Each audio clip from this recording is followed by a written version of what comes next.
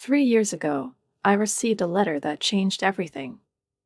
I remember staring at my computer screen while my brain was trying to process what I had written, and my heart was pounding somewhere in my throat, drowning out the surrounding sounds.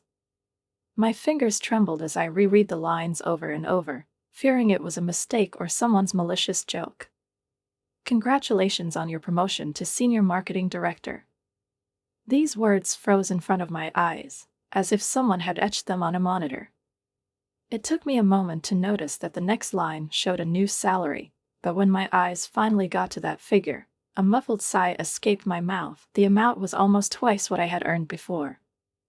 I was sitting in my small, cramped room, which looked more like a cubicle than a full-fledged home, surrounded by stacks of documents, an old laptop and cups with dried remnants of coffee. Like many of my peers, I struggled to make ends meet, paying off student loans, counting pennies for rent, and having to share an apartment with a neighbor. Every trip to a cafe or a spontaneous dinner with friends had to be carefully planned so as not to exceed the budget. My name is Rachel. I was born and raised in Ohio in a middle-class family with my parents, Tom and Linda, and my older sister Kate. Kate has been married to David for a long time, and they have 2 children, Emma and Jack. We were never rich, but my parents always tried to make sure my sister and I had everything we needed, and I appreciated their efforts, even if sometimes it meant that we had to save for something. The first thing I did, when I could speak, was grab my phone and dial my mom's number. "Mom, you won't believe this." My voice trembled with emotion as she answered. "Rachel? What happened?" There was concern in her voice, but I hurried to reassure her. "I got a promotion. Senior Marketing Director. The salary, Mom, you can't imagine how much higher it is." There was a short pause on the other end of the line, and then I heard a cheer. "Oh, honey, that's amazing. I'm so proud of you." Her voice was trembling with emotion. "You're coming this weekend, aren't you? We need to celebrate this." I couldn't refuse. That evening, I bought a bus ticket and 2 days later I found myself at my 2-story house, where I spent my childhood. When I went inside, they were already waiting for me. Kate and David had arrived earlier, and now their children were running around the backyard, squealing with delight. The aroma of homemade lasagna was in the air, mixed with the smell of fresh garlic bread. We sat down at the table, and I talked about my new role, the projects I would be overseeing, and shared my thoughts about the future. My family seemed genuinely happy for me, and it filled me with warmth. During dinner, Mom filled everyone's glasses with wine and, looking up, said with a smile, "You know, I've been thinking about having a real Thanksgiving this year. Not just us, but Uncle Jim and Aunt Barbara, maybe even Cousin Steve and his family." "That's a great idea, Mom," I said, taking a sip of wine. The only thing, she hesitated, her voice becoming a little less confident. "Because of all these extra people, I would like to cook something special. I found a recipe for ribs in a cooking magazine. It's just great, but it needs expensive ingredients and special cheeses for snacks." She didn't finish, but I didn't have to. I immediately understood where she was going. "How much do you need?" I asked without hesitation. "Oh, it's only about $250, Mom said with a slight relief in her voice. "No problem. I'll transfer them to you tomorrow," I replied, feeling an almost childish sense of pride that I could now help my family without harming myself. Thanksgiving was a great success. Mom beamed, accepting compliments for the ribs and cheese plate, and I enjoyed the feeling that I was able to make it possible. Then Christmas came. "Rachel, honey, I want to cook something special for a festive dinner." Mom's voice sounded cheerful on the phone. "This time it will be something absolutely amazing." "Of course, Mom. What did you come up with?" "I have some great recipes, but the ingredients are expensive," she laughed, as if embarrassed, but I already knew what would happen next. The amount increased to $300. At Easter, $350. On the 4th of July, Mom has planned a grand barbecue in the backyard. I got used to these conversations. They became something natural, and I didn't see it as a problem. I was making good money, and it seemed right to help my parents. But by Thanksgiving next year, something had changed. Mom didn't call with a request anymore. I just got a message. "Hi, honey, I'm planning a Thanksgiving dinner. Meeting. $800. Translate it by Friday. I love you." I froze, staring at the screen. 800? It wasn't a request. It was a statement. I felt something tighten inside me. But then I shrugged and made the translation. During dinner, I noticed something else new, and it made me pause for a moment with a fork in my hand, staring intently at the contents of my plate. The food no longer looked the same as usual. Instead of the usual homemade dishes prepared by my mother, there were exquisite snacks neatly arranged on trays in front of us, which looked like they were made by professional chefs. There were miniature pies with goat cheese, tartlets with smoked salmon, tiny portions of risotto neatly served in glass glasses. All this seemed clearly alien among the usual meat casseroles, mashed potatoes, and fragrant homemade bread that I used to see in my parents' house. "Mom, these snacks are amazing," I said, bringing a small spoonful of delicious mousse to my lips. "A new recipe?" I asked this question, knowing full well that I already knew the answer, but I wanted to hear it from her. "Oh, I ordered them at that new place downtown." She waved her hand as if it didn't matter at all. "No one has time to cook everything from scratch anymore. Besides, they do it better than I ever could," she added with a slight smile, taking a sip of wine. I didn't know what to say to that. It would seem that what is strange here? After all, many people prefer to buy food rather than spend hours cooking complex meals. But something in her tone, in the way she said it so easily, as if it were a matter of course, caused me to have an unpleasant feeling in my chest. It was not the cozy family dinner it once was. Something has changed. Winter turned to spring, and then summer again, and I noticed how our family gatherings became more and more intricate, as the guest lists grew, as the menu became more complicated, and the costs associated with all this increased at an alarming rate. With each holiday, Mom cooked less and less, and restaurants and catering services appeared in our house more and more often. Messages about money began to arrive not only on big holidays, but also just like that, without explanations, without requests, but rather in the form of dry instructions. I got used to these requirements, and although sometimes I had an unpleasant feeling in my stomach after sending another transfer, I didn't allow myself to think about it for too long. Money came and went, it was normal. I bought a new car, moved into a more spacious, beautiful apartment, and enjoyed the feeling of independence and success, but at the same time I noticed that my savings were not growing as fast as they should have given my salary. 3 weeks before Thanksgiving, I went to my parents' house for dinner. Kate, David, and their children were already there when I arrived. The house was full of the usual noise. Children were running around the rooms, laughing and arguing. Mom was busy in the kitchen. Dad was sitting in the living room, looking through the newspaper, and Kate and David were having an animated conversation about something.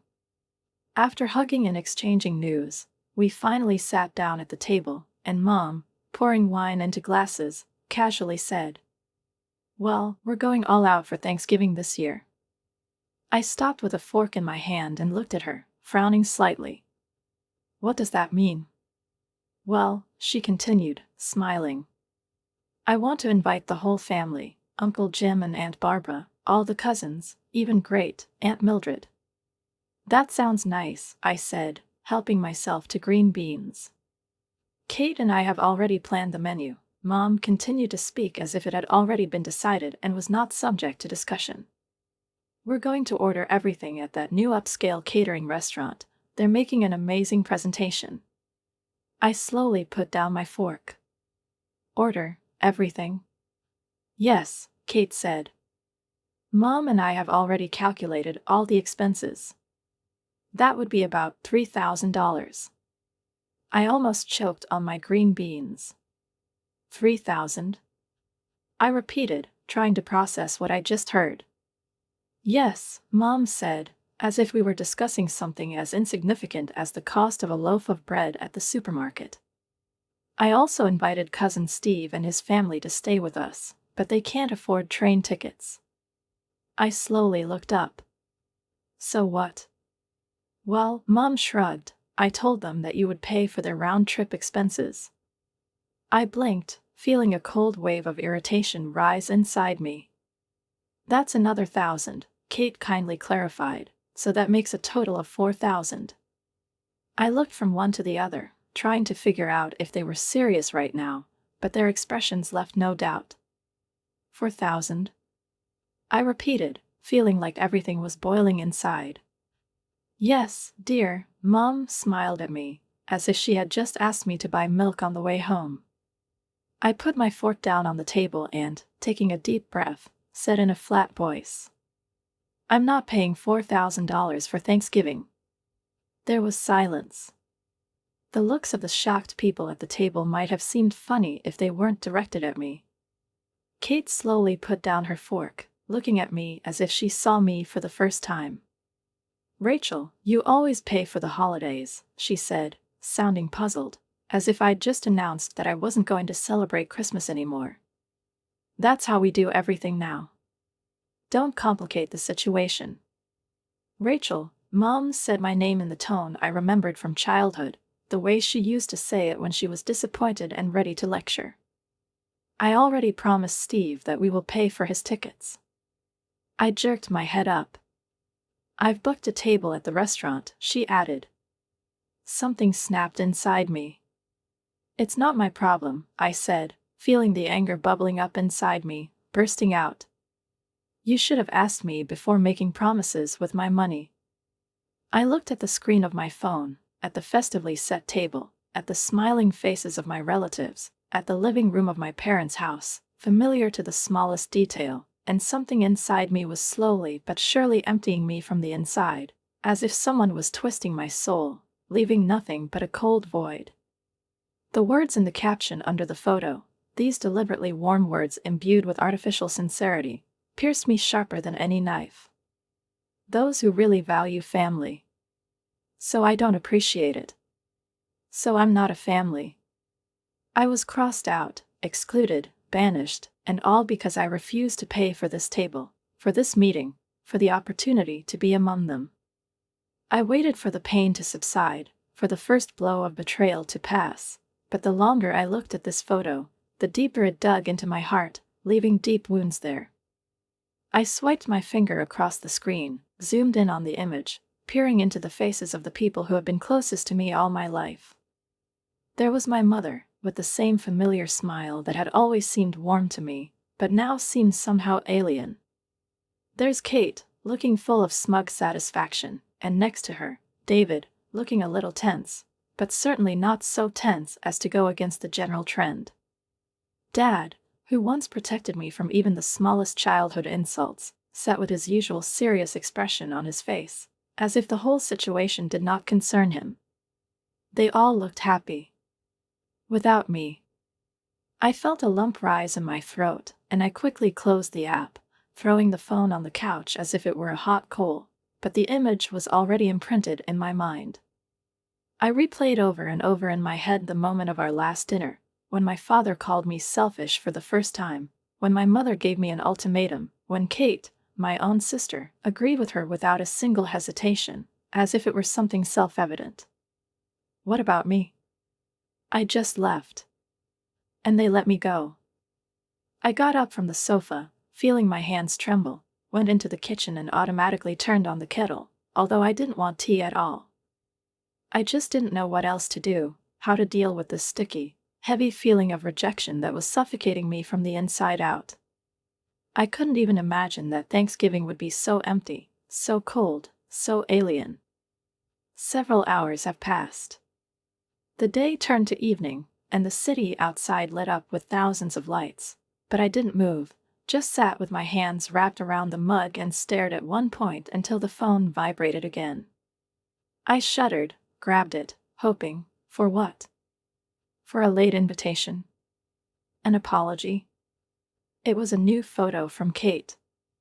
I opened it, even though I already knew what I was going to see. The children were playing in the living room, adults were sitting around them, and this time the caption read, "How much I love my family."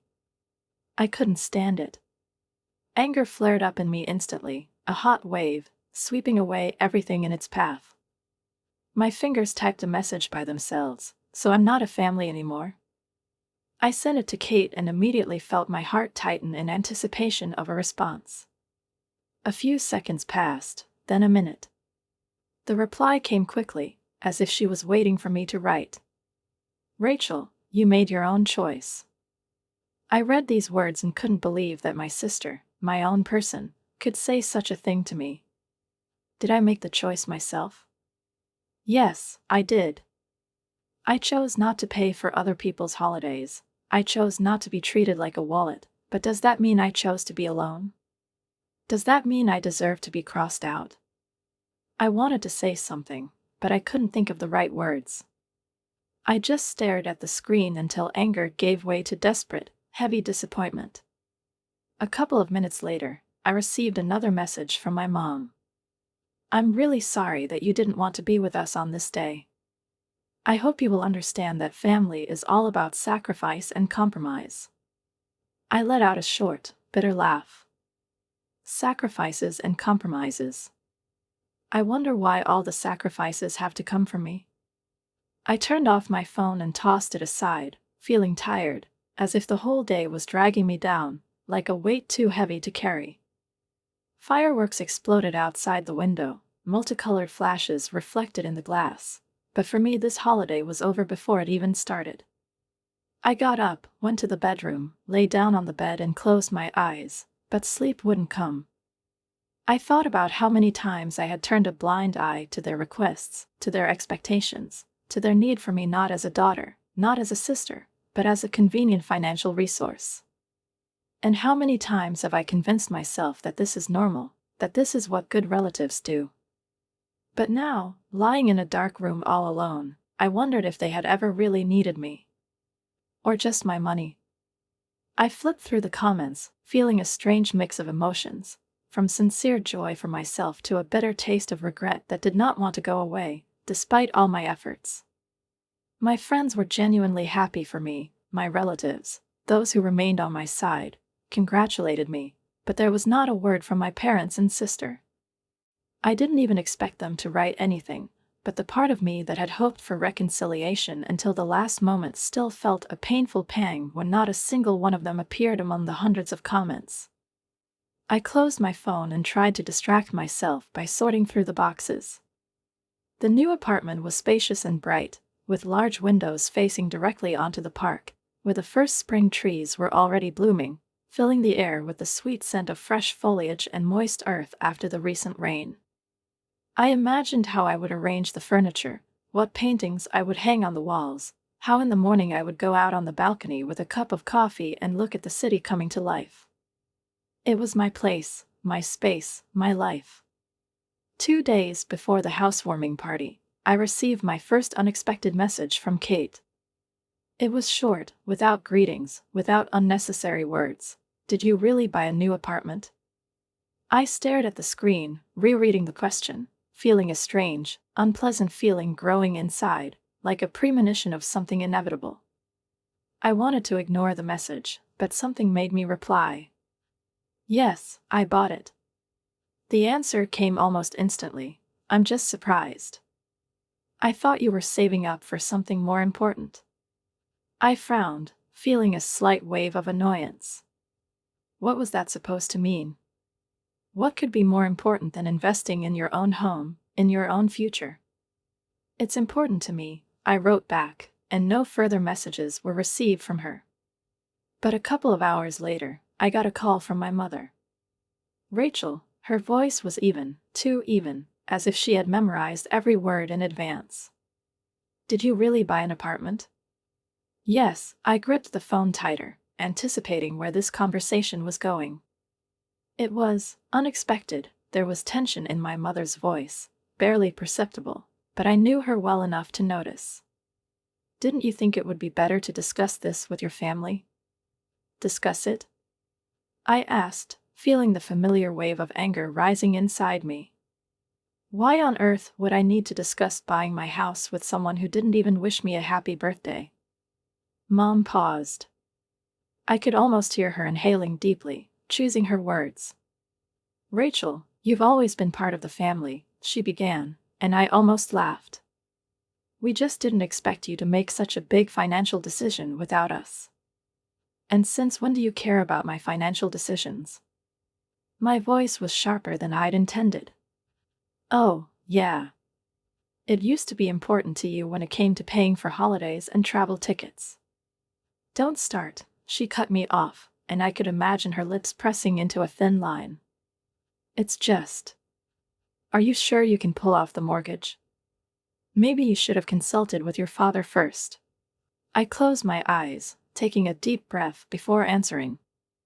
I'm a grown woman, Mom. I earned this money, I calculated my expenses, I made an informed decision.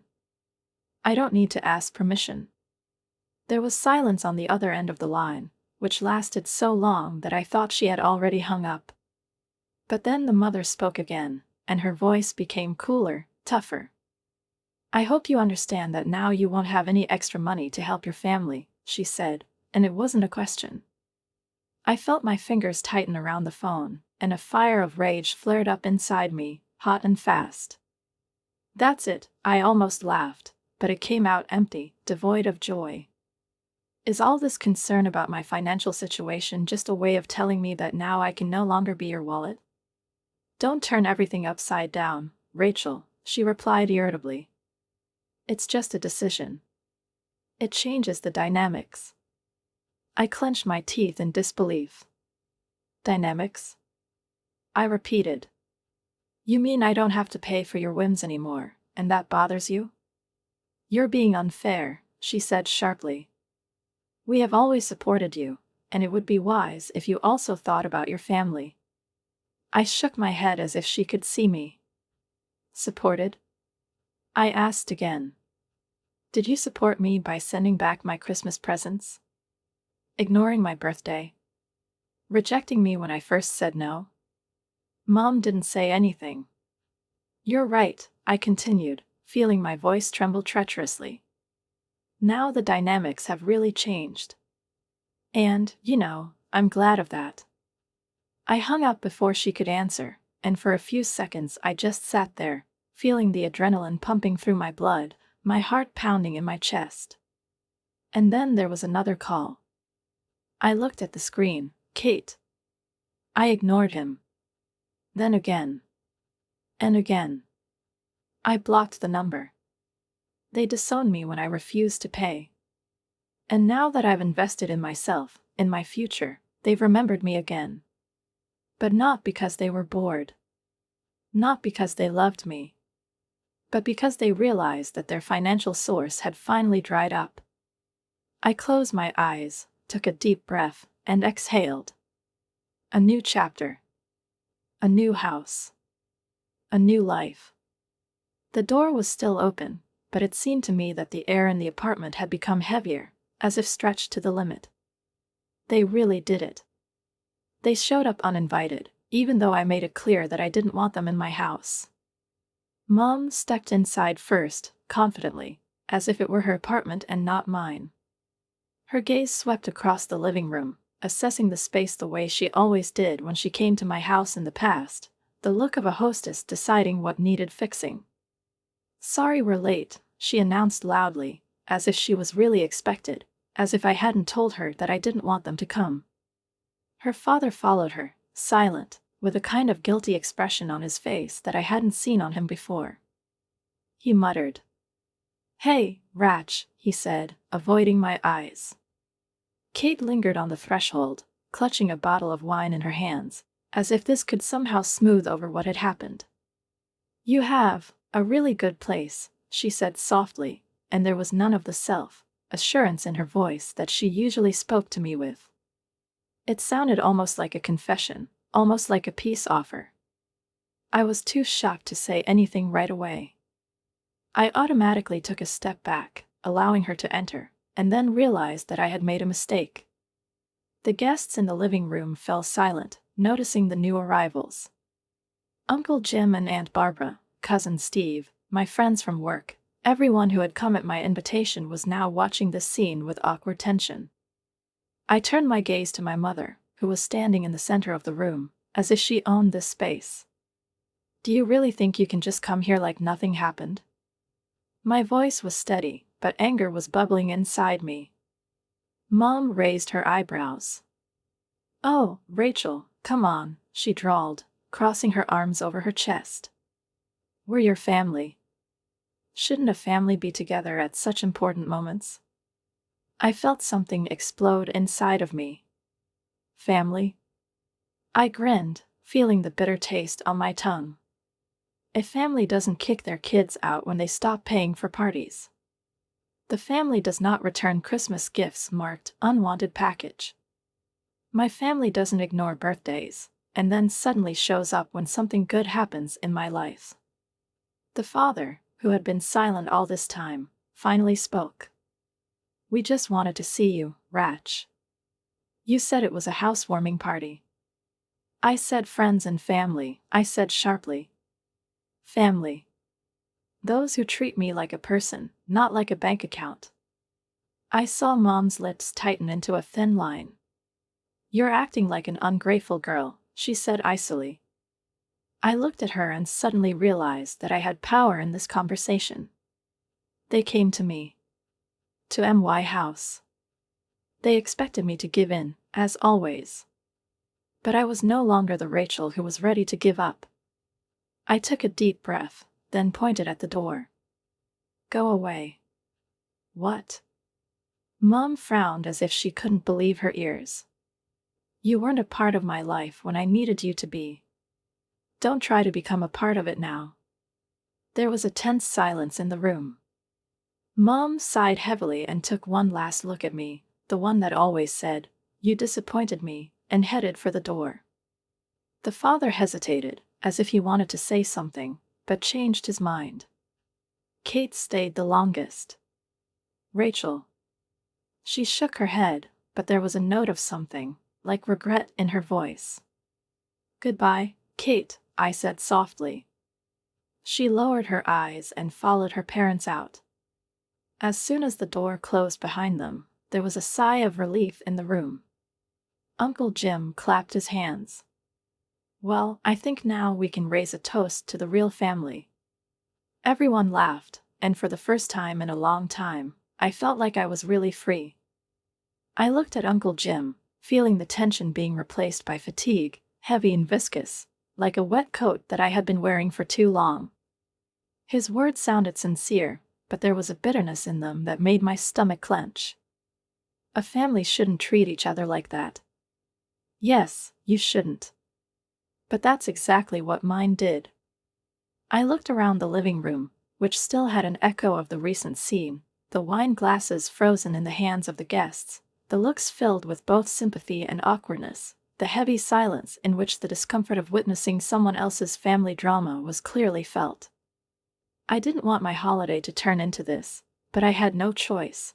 My mother always knew how to draw attention to herself, and she didn't need permission to make a scene. I took a deep breath, then clapped my hands, trying to lighten the mood. "Well," I said, trying to make my voice sound light. "I think it wasn't the toast I had planned, but since it happened, let's raise our glasses to a new home, a new chapter, and, most importantly, to those who are really there when it matters." There was a murmur of approval in the room, the tension began to dissipate, and gradually the evening was once again filled with conversations, laughter, warm light, and the feeling that this was my home, my space, my life. Uncle Jim clinked his glass with me with a smile, then with Aunt Barbara, and soon the guests were talking among themselves again. The music filled the apartment, and I felt the oppressive weight of the past gradually receding, giving way to lightness and even joy. Kate was the only one who didn't disappear into the crowd. She was standing against the wall, clutching a glass of wine, but not taking a sip. Her gaze swept across the room, but invariably returned to me, as if she was about to say something, but did not dare. I hesitated. Part of me wanted to go over and ask her what was on her mind, but the other part, the one that still hurt from the betrayal, resisted. Kate was my mirror, a reminder of what our family could have been like if it hadn't been for greed, if it hadn't been for their desire to control my life and my money. But before I could make a decision, she took a step forward on her own. "Rachel," her voice was low, almost inaudible against the background of the lively conversation in the room. "Can we talk?" I nodded, leading her to the balcony, where it was quieter, where no one could overhear us. She bit her lip, as if gathering her courage, then spoke. "I'm sorry," she said, and there was more than simple regret in her voice. I didn't realize how far things had gone." I stared at her, waiting for her to continue. "I was mad at you," she confessed, "because it seemed to me that you just turned your back on us when we needed you. I didn't see the full picture. I didn't realize that Mom was really manipulating all of this." She shook her head, staring off into the darkness of the night city, and then sighed. "But now I understand. Or at least I'm starting to understand." I was silent. Because Kate's words, even though they were what I had wanted to hear for many years, could no longer heal old wounds. "It doesn't change everything that happened," I finally said. "But if you really want to understand, you'll have to see for yourself." She nodded. Her gaze was serious, adult. It no longer had that frivolous confidence with which she always went through life. "I know." We stood there for a few minutes, each with her own thoughts. Then Kate exhaled and smiled softly. "Can I at least stay at the party?" I looked at her, and then, unexpectedly, even for myself, I grinned. "Only if you bring me another glass of wine." She laughed, and it was a laugh in which there was no tension, only lightness. When we returned to the living room, the party was already getting back on track. Uncle Jim was telling some funny story, and the guests were laughing out loud. The music filled the apartment again, and I suddenly realized that despite all the chaos, despite the unexpected visit of my parents, despite this conversation with Kate, I was happy. Because, finally, it was my place. My life. And no one else could take her away from me. I put the phone down on the table, took a deep breath and exhaled slowly, trying to feel the tension go away with the air, but despite this, there was still a heavy lump in my chest. I just did something that I've been thinking about for a long time, but I didn't dare. I put an end to it, cut myself off from these people who were supposed to be my family, but turned into a constant source of pain, pressure, and manipulation. On the one hand, it was liberating. For the first time in a long time, I felt free from their influence. No one else could make me feel guilty for just living my life and making my decisions. But on the other hand, despite all the anger, despite the months of resentment, there was still bitterness. I used to love these people. I once believed that family was a support, a safety, a place to return to at any moment. I ran my hand over my face, then picked up the coffee mug again, which had already started to cool. A sip of the bitter drink helped me collect my thoughts. Now that they couldn't contact me anymore, what's next? I couldn't allow myself to sink into self-pity or doubt. I knew I had done the right thing, and I needed to move on. The phone vibrated again, but this time it was a message from Sarah. "How are you?" I smiled, feeling warmth spread across my chest. I still had people who cared about me. "Much better than I expected," I replied. A couple of minutes later, the reply came, "Megan and I are going to have a drink tonight." I glanced at the kitchen clock.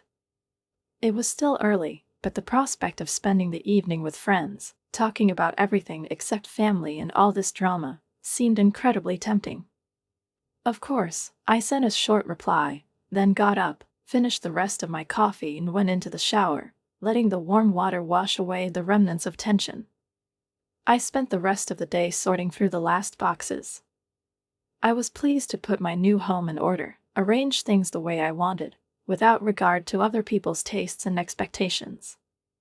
It was a strange but pleasant feeling. For the first time in a long time, I felt that this place really belonged to me, that no one could come and demand something to change, because it was their home too. I was sorting through the books, arranging them neatly on the shelf, when I heard another message. It was Uncle Jim. If you ever need support, financial, emotional, whatever, know that you are not alone. I smiled as I reread the message several times. Thank you, Uncle Jim. You have no idea how much this means to me, I replied. By the evening, I was fully prepared to meet my friends. Choosing a simple but comfortable dress and light makeup, I felt the remnants of a hard day finally receding, giving way to anticipation. It was my first evening after the whole story, when I could just be myself, without having to defend myself, justify myself, or prove something. We met in a small cozy bar, which was located near my new apartment.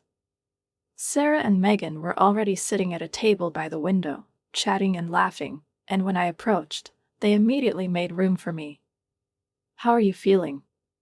Sarah asked when I settled on the couch and took the first sip of my cocktail. I thought about it for a second. Honestly, I said, glancing at them. Better than I expected. Easier. Of course it's easier, Megan said, crossing her arms. You finally stopped carrying that suitcase without a handle. I know, but I hesitated, choosing my words. It's a strange feeling. I understand that they were wrong, that it hurt me, that they treated me unfairly. But still, they're my parents. Just because they're your parents doesn't give them the right to treat you like that, Sarah said firmly. Family is not only about blood. These are people who love and respect you, who support you rather than take advantage of you. I nodded, realizing she was right. You gave them a chance, Megan added.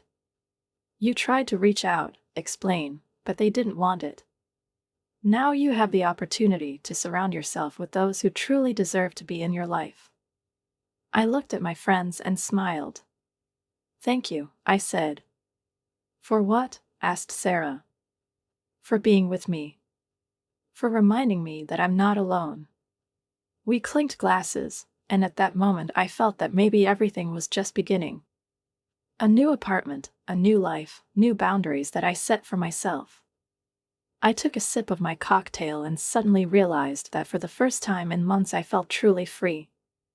It's been a month since that last conversation, and sometimes I find myself checking my phone, half expecting to see a message from one of them that would somehow break the lock, whether it's an apology or a confession, whatever, as long as it means they finally figured out how they were very wrong. But there's nothing. The silence is as oppressive as before, and I'm still waiting for them to realize that their treatment of me as a walking bank account was wrong, that I, not just a source of funding for their social aspirations, but a real daughter and sister, and I hope that one day they will see me as a person, not just their own benefit. Meanwhile, life goes on, and I've gradually settled into my new apartment, making it truly my own with every painting I hang and every plant I take careful care of on my balcony. The garden blooms under the summer sun, and I enjoy the fresh herbs for cooking and the vibrant flowers that brighten up my morning. My job keeps me busy and satisfied. I have embarked on a new marketing campaign that challenges me creatively and brings me recognition from the company's management, and the promotion that started this whole family drama turned out to be the success I had hoped for professionally, even if it created unexpected complications in my personal life. My social calendar remains full, and I'm enjoying this new phase. Sarah and I started hiking weekends once a month, exploring trails a few hours away from the city. Megan convinced me to join her book club, which introduced me to both new literature and new friends, and I even went on a few dates. Nothing serious yet, but nevertheless it's fun and casual. Uncle Jim and Aunt Barbara, who have always been real supports for me, made it a rule to include me in small family gatherings, trying not to invite my parents to the same events. Their support meant more to me than they might have realized, reinforcing in my mind the idea that a family does not have to be toxic or transactional. However, the pain is still there, especially on quiet evenings when memories come back unbidden, and I miss the family I thought I had before my promotion revealed their true priorities. I miss my niece and nephew, who are too young to understand why Aunt Rachel is no longer around. But the acute pain has gradually turned into bearable, and I no longer cry when I see photos of family events on Facebook that I was not invited to, and I no longer rehearse arguments in my head, thinking about everything. What I should have said. I've come to terms with my decision to set boundaries, even when those boundaries meant alienating the people I once loved. Sometimes, sitting at my panoramic windows and watching the lights of the city at night, I wonder if they will ever change, whether my mother will admit that her behavior was wrong, whether my father will find the courage to stand up to her, whether Kate will ever understand that her interests are also important. But despite I hope they do, because they're still my family. And part of me is still waiting for them to come back, but I'm no longer putting my life on hold waiting for their approval or acceptance. I now know my value, and it's not measured in dollars or how much I'm willing to spend to maintain visibility. My life isn't just a set of requirements to meet or a list of things to do. I began to realize that my true strength lies in being myself, discovering my desires, striving for my dreams, and not being afraid to put myself first. I've learned to take care of myself in a way that no one else could, and that's probably my biggest victory, knowing that in the end, I'm the only one responsible for my happiness. And although there are still many challenges ahead of me, I am now ready to face them with an open heart, knowing that I have the support of true friends and loving relatives behind me, and, most importantly, I, Rachel, am strong and independent, ready to live my life the way I want it.